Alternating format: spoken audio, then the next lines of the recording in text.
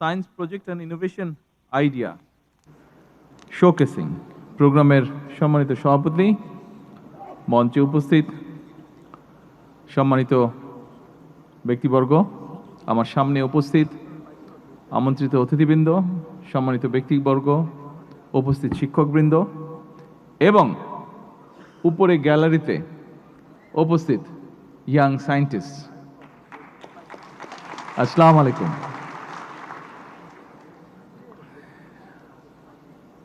আমি একটু আগে ওখানে যখন বসে ছিলাম তো বিভিন্ন জনের বক্তব্য শুনছিলাম, তা আমি তখন ভাবছিলাম যে কি বলবো।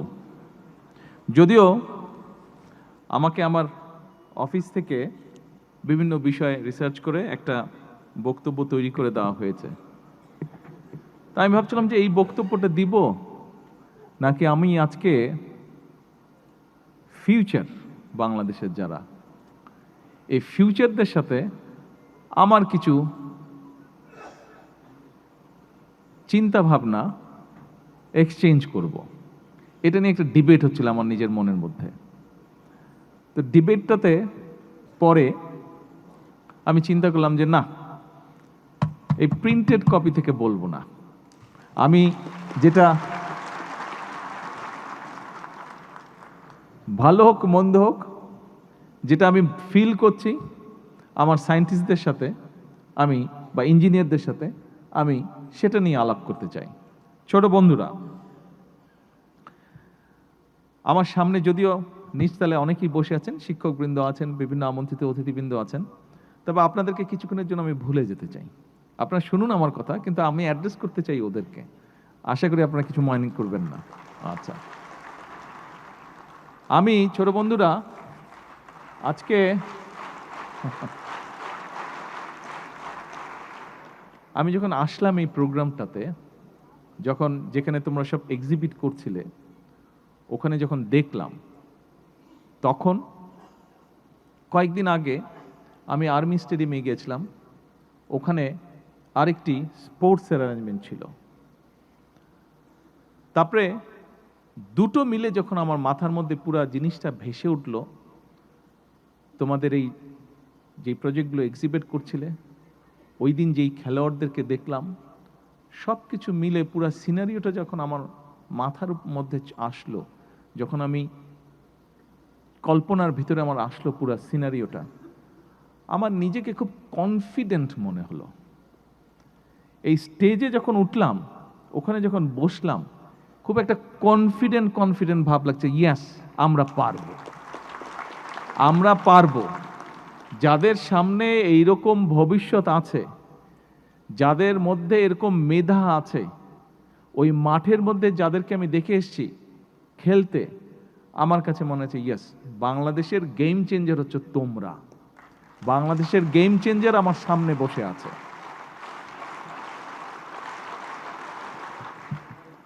আজকে আমরা এখানে একটা অনুষ্ঠানে মিলিত হয়েছি। দেখো, এই যে যেই অনুষ্ঠানে আমরা এখানে মিলিত হয়েছি, কয়েকদিন আগে যে অনুষ্ঠানটির কথা বললাম খেলোয়াড় প্লেয়ারদের ব্যাপারে, প্রাইমারি স্কুলের প্লেয়ার ছিল ওরা, ছোট ছোট বাচ্চা, কিন্তু দুর্দান্ত খেলছে, ফুটবল খেলছে তারা। কেন এই জিনিসগুলো হচ্ছে? এই জিনিসগুলো এই জন্যই হচ্ছে যে আমরা যখনই এরকম একটা হলরুমের মধ্যে এরকম একটা অনুষ্ঠান করি, কোন একটা অনুষ্ঠানে যেখানে বক্তব্য রাখি, লোকজন আসে বসে সুন্দর করে, কেউ কেউ বক্তৃতা দেয়, বক্তব্য শেষ হয়ে চলে যায়। তারপরে আউটপুটটা কি? আমরা চাই আমাদের কোনো একটা কাজের আউটপুট থাকতে হবে, যেটা ভবিষ্যৎ বাংলাদেশকে গড়ে তুলবে, যেটা ভবিষ্যৎ বাংলাদেশকে সামনে টেনে নিয়ে যাবে, যেটা ভবিষ্যৎ বাংলাদেশকে অন্যান্য সব দেশের সাথে কম্পিটিশনে এগিয়ে রাখবে। তার জন্যই আজকের এই অনুষ্ঠান, তার জন্যই সেদিনকার সেই আর্মি স্টেডিয়ামে অনুষ্ঠান। দেখো, এখানে পুরো বিষয়টা কিন্তু তোমাদেরকে নিয়ে। আমরা যা করতে চাচ্ছি, কম বেশি যেটাই করতে চাচ্ছি, সব কিছু কিন্তু তোমাদেরকে নিয়ে। তোমরা যারা দোতলায় আজকে বসে আছো, তোমরা যারা তোমাদের মতন তোমাদের আরো বন্ধু বান্ধব সহকর্মীরা, ক্লাসমেটরা যারা সারা বাংলাদেশে ছড়িয়ে ছিটিয়ে আছো কোটি কোটি, সব কিছু তোমাদেরকে ঘিরে। আমরা যেই কাজগুলো করতে চাইছি সব কিছু তোমাদেরকে ঘিরে। কারণ আমরা আছি, কদিন পরে আমরা থাকবো না, কিন্তু তোমরা থাকবে, তোমরা বাংলাদেশকে সামনে নিয়ে যাবে, তোমরা বাংলাদেশকে গড়ে তুলবে, সেটা স্পোর্টসে হোক, সেটা ইনোভেশনে হোক, সেটা যে কোনো কিছুতেই হোক না কেন, বাংলাদেশকে ভবিষ্যতে সামনে পৃথিবীতে, ভবিষ্যৎ পৃথিবীতে তোমরা নেতৃত্ব দিবে। আমরা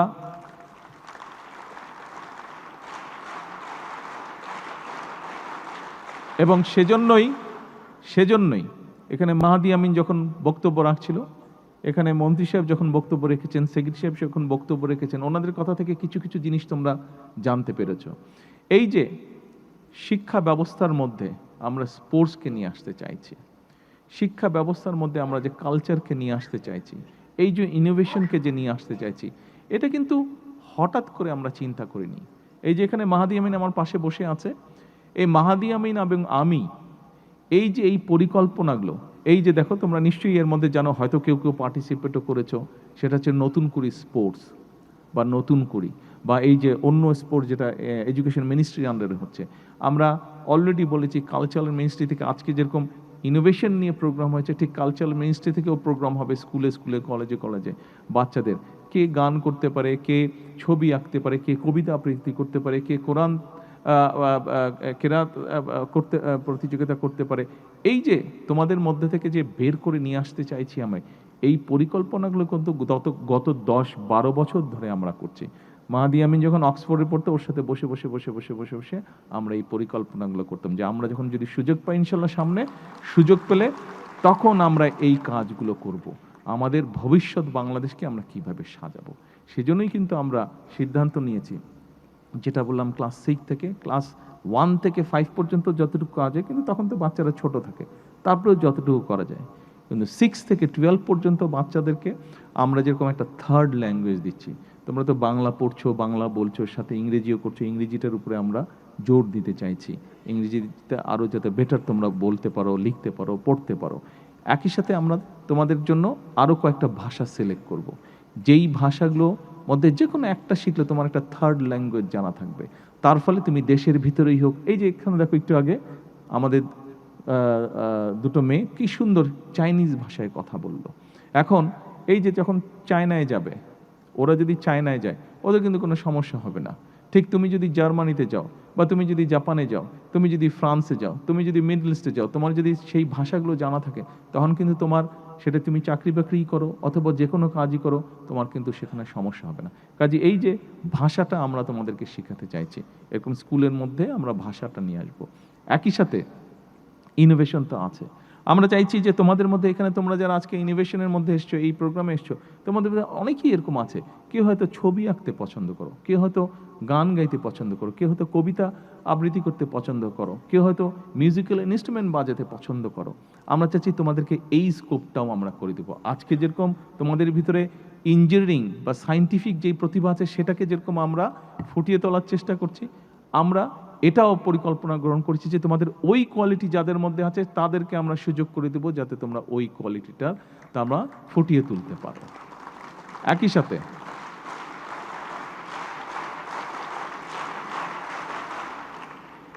সাথে এটা তো গেল কালচারের ব্যাপার, গেল ইনোভেশন ব্যাপার। এরপরে আসো, তোমাদের মধ্যে নিশ্চয়ই এরকম অনেকে আছে কোনো না কোনো স্পোর্টসে ভালো, হয়তো ফুটবলে অথবা ভলিবলে অথবা সুইমিংয়ে অথবা ব্যাডমিন্টনে অথবা ক্রিকেটে, কোনো না কিছু। আমরা কতগুলো স্পোর্টস তোমাদের সিলেবাসের মধ্যে নিয়ে আসবো। কাজে যার যেটা ভালো লাগবে, ছেলে হোক মেয়ে হোক, যার যেটা ভালো লাগবে, তুমি নিজেকে ওইভাবে তৈরি করে তুলবে, তুমি ওই স্পোর্টসটাতে তোমার স্কিলনেসটা ডেভেলপ করবে তুমি।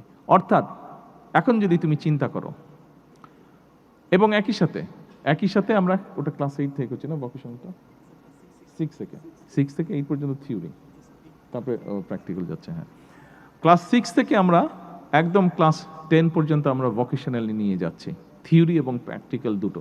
অর্থাৎ সেই মাইক্রোফোনটা নষ্ট হয়ে গেল, তুমি যদি জানো এই মাইক্রোফোনটা ঠিক করতে হবে, তাহলে দেখো তোমার এটা একটা এক্সট্রা কোয়ালিটি। কিন্তু এই স্পিকারটা নষ্ট হয়ে গেলো, তুমি যদি এই স্পিকারটাকে জানো ঠিক করতে হবে, তাহলে কিন্তু সবাই তোমাকে ডেকে নিয়ে আসবে স্পিকারটা নষ্ট হয়ে গেলে, তাহলে তোমার দেখো এটা একটা এক্সট্রা কোয়ালিটি। কিন্তু তার মানে তুমি নিজেকে দিয়ে চিন্তা করে দেখো, তুমি যদি আজকে একটা থার্ড ল্যাঙ্গুয়েজ জানো, তুমি যদি ইংলিশ জানো, তুমি যদি ধরো সুন্দর একটু ছবি আর্ট করতে পারো, তুমি একটা কোনো কিছু ফিক্স করতে, ইঞ্জিনিয়ারিং কোনো কিছু ফিক্স করতে পারো, তুমি একটা ভালো মিউজিক্যাল ইনস্ট্রুমেন্ট বাজাতে পারো, তাহলে তুমি এখন চিন্তা করো, তুমি বাংলাদেশের ভেতরেই থাকো, তুমি বাংলাদেশের বাইরেই যাও, তুমি যে কোনো কাউরের সাথে কিন্তু যে কোনো দেশের ছেলে মেয়ের সাথে তুমি কম্পিট করে টিকে থাকতে পারবে, পারবে না?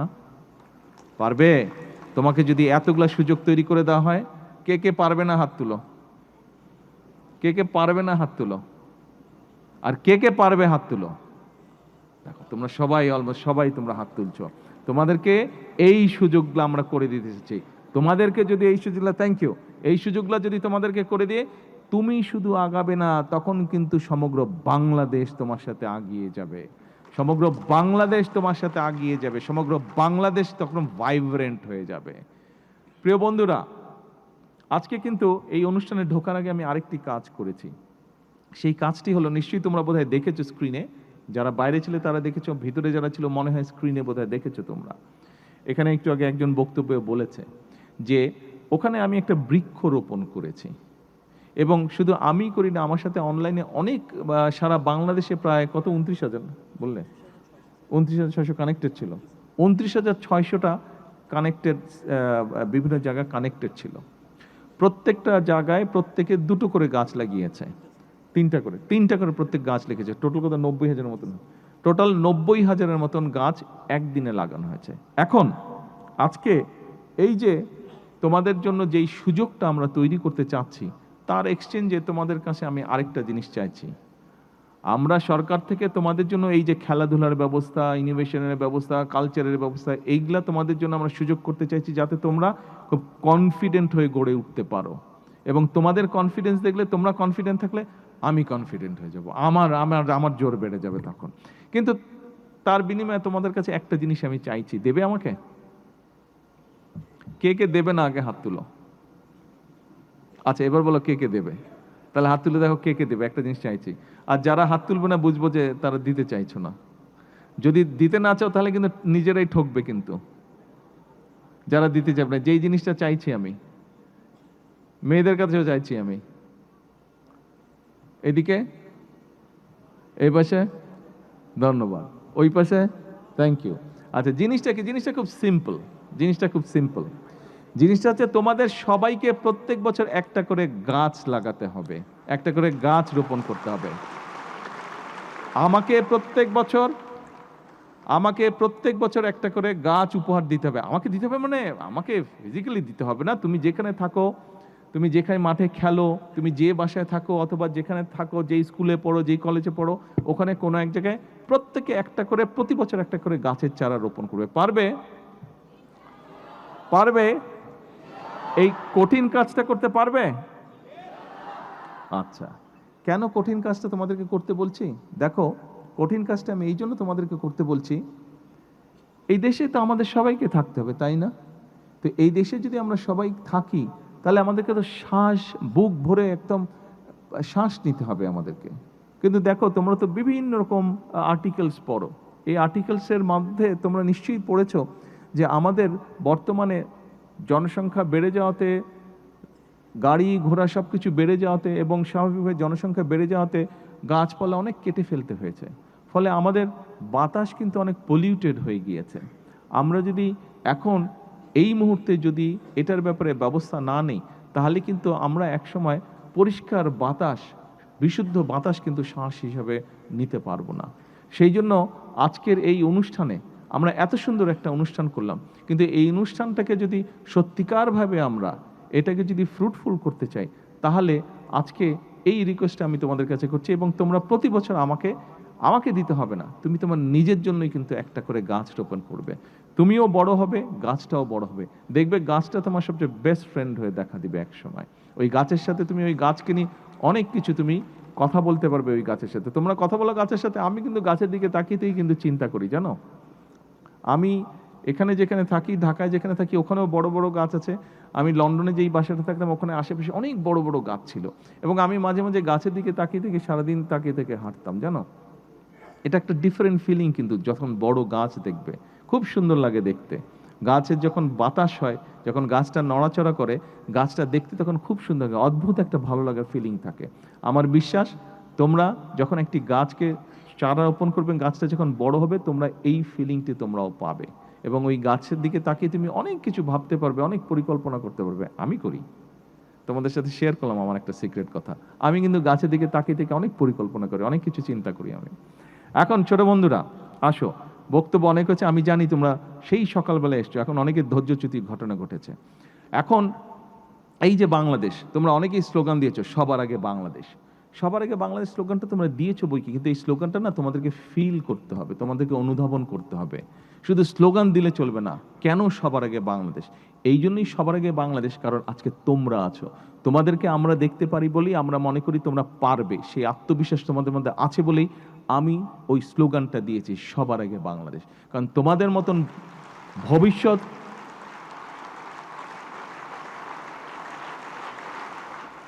তোমাদের মতন ভবিষ্যৎ যেই দেশে থাকে সেই দেশকে এত টেনশন করতে না, সেই দেশকে এত চিন্তা করতে না, শুধু দরকার ডিসিপ্লিন। আরেকটা বিষয় তোমাদেরকে আমি বলতে চাই, আমাদের সকলকে কিন্তু ডিসিপ্লিন হতে হবে। দেখো, নিশ্চয়ই সোশ্যাল মিডিয়া বা পত্রপত্রিকা বা টিভিতে দেখেছো, আমি নিজে অনেকবার বলেছি তোমাদের আরেকটা, বিশেষ করে এখানে বিএনসিসি তোমরা যারা আছো, এর বাইরে অন্য তোমরা যারা আছো, তোমাদের সবার কাছে আমার আরেকটি হেল্প চাই আমি। সেই হেল্পটা হচ্ছে, দেখো আমরা যেই জায়গায় থাকি, আমরা যেই পরিবেশে থাকি, আমরা যখন বিদেশে দেখি, টিভিতে দেখি বা কোনো ডকুমেন্টে দেখি, আমরা দেখি যে অনেকগুলা প্রায় ভালো ভালো যেগুলো দেশ, ওই দেশগুলো কিন্তু খুব পরিষ্কার, রাস্তাঘাট সব কিছু, বাগান টাগান সব কিছু কিন্তু খুব পরিষ্কার। কিন্তু আমরা চলো যদি যাই বাইরের রাস্তাগুলোতে, যে আমাদের রাস্তাগুলো অনেক ময়লা। এটা তো বাইরে থেকে এসে কেউ ময়লা করছে না, আমরা তো নিজেরাই ময়লা করছি, তাই না? আমরা নিজেরাই ময়লা করছি। আমরা কি সবাই মিলে কি আমরা পরিষ্কার রাখতে পারি না আমাদের দেশটাকে? সবাই মিলে কি আমরা আমাদের রাস্তাঘাট, বিভিন্ন পাবলিক প্লেস যেগুলো আছে, আমরা পরিষ্কার রাখতে পারি না? পারি? তোমরা কি এই হেল্পটা আমাকে করবে? হ্যাঁ, তাহলে আমরা এখন থেকে সবাই মিলে একটা কাজ করার চেষ্টা করব। আমাদের আশেপাশে কেউ যদি কোনো পাবলিক প্লেসে ময়লা ফেলে, জায়গাটা ময়লা হয়, আমরা পরিষ্কার করব ওটা যতটুকু সম্ভব, এবং যে ফেলছে তাকে আমরা বলবো এই কাজটা করা অন্যায়, তাকে আমরা লজ্জা দিব যে এই পাবলিক প্লেসে ময়লা ফেলতে হয় না, সেটা কাগজ হোক, খাবার দাবার হোক, যেটাই হোক, আমরা তাকে লজ্জা দিব যে এইখানে ময়লা ফেলে যায় না, ময়লা ফেলতে হয় না। আমরা সবাই একটা সুন্দর বাংলাদেশ চাই, কিন্তু আমরা যদি চেষ্টাই না করি, কেমন করে বাংলাদেশ সুন্দর হবে? কিন্তু চেষ্টা তো তোমাদেরকে করতে হবে। আমাদের কিন্তু মোটামুটি দিন শেষ হয়ে যাচ্ছে, আমার 60 বছর বয়স হয়ে গেছে, দিন শেষ হয়ে যাচ্ছে। সময় এখন তোমাদের, সামনে ভবিষ্যৎ তোমাদের, দেশটা গড়ে তুলতে হবে তোমাদেরকে। আমরা হয়তো চেষ্টা করতে পারি, শুরু করে দিয়ে যেতে পারি, কিন্তু এটাকে চালিয়ে নিতে হবে তোমাদের।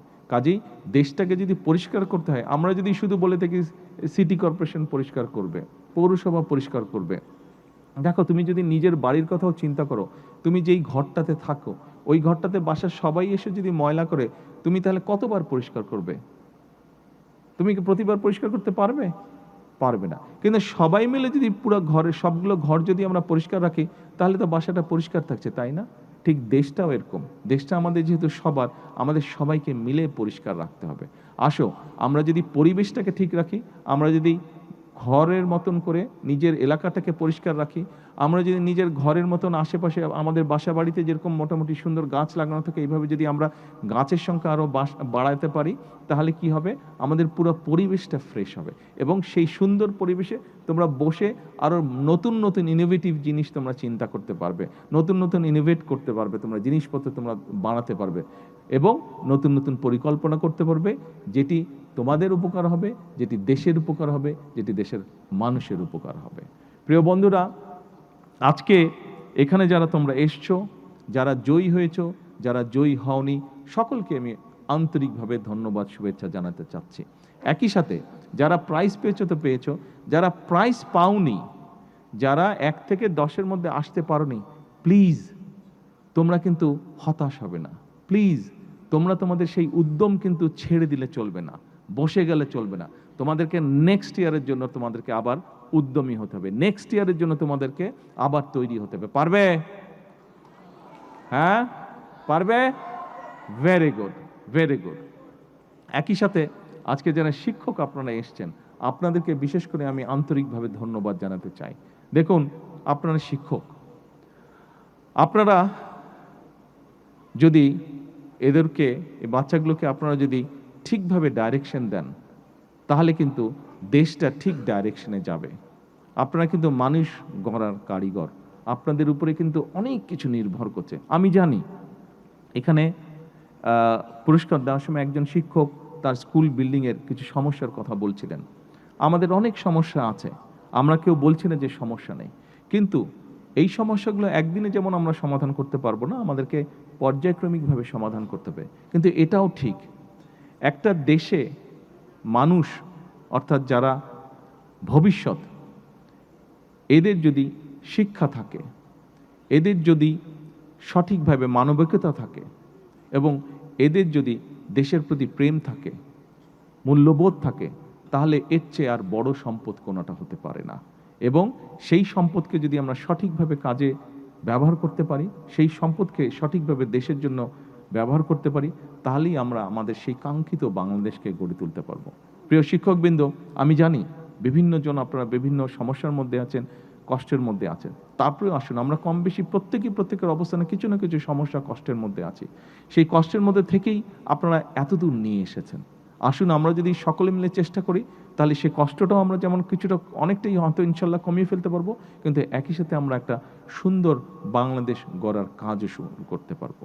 পরিশেষে আমি শিক্ষা মন্ত্রণালয় সহ এই সুন্দর অনুষ্ঠানটিকে সুন্দরভাবে উপস্থাপন করার জন্য যারা যারা কষ্ট করেছেন, প্রত্যেকটি মানুষকে আমার আন্তরিক শুভেচ্ছা এবং ধন্যবাদ জানিয়ে, এবং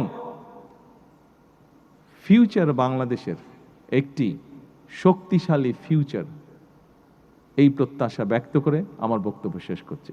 আল্লাহ হাফেজ। বাংলাদেশ জিন্দাবাদ।